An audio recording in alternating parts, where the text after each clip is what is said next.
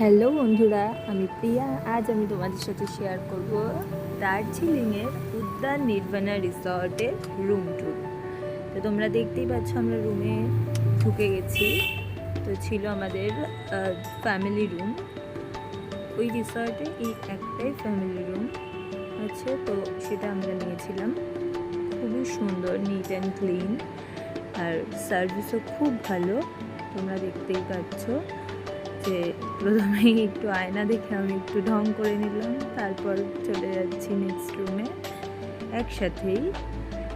এখানে ছিল ওয়াশরুম, দারুণ, জলের কোনো সমস্যা নেই, সুন্দর টাওয়াল রাখা ছিল। ওরা প্রত্যেকদিন টাওয়াল, ব্রাশ, কোলগেট সব কিছুই ছিল। ওরা প্রত্যেকদিন চেঞ্জও করে দিয়েছিল। তারপর সে নেক্সট রুমে, এটা ছিল নেক্সট রুমের ভিউটা সব থেকে সুন্দর। তো এই যে আমি কার্টুনগুলো সরিয়ে নিলাম। একদিক থেকে মানে এখানে দাঁড়িয়ে যেন পুরো দার্জিলিংটাকে দেখা যাচ্ছে। আর নিচে ছিল লনটা, রিসর্ট লন, ওখানেও গেছিলাম আমরা, সেটা পরের ভিডিওতে আসবে। এই দিকের আরেকটা কার্টন সরিয়ে মানে দারুণ ভিউ, খুবই সুন্দর। মানে এখানে বসে থাকলে যেন আর বেরোতে ইচ্ছে করবে না, এত সুন্দর ভিউটা।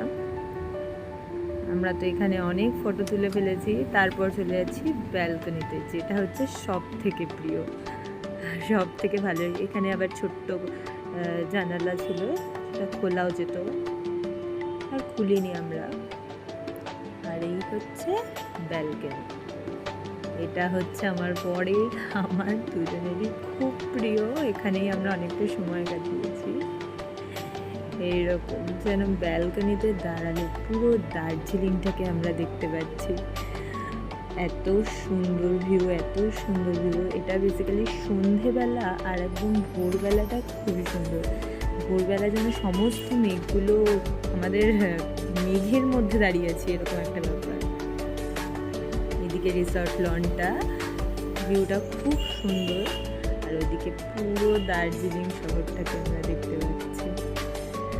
আমার তো খুব পছন্দ হয়েছে রিসর্টটা, সার্ভিসও খুব ভালো। তোমরাও যদি আসতে চাও আসতে পারো, খুব সুন্দর।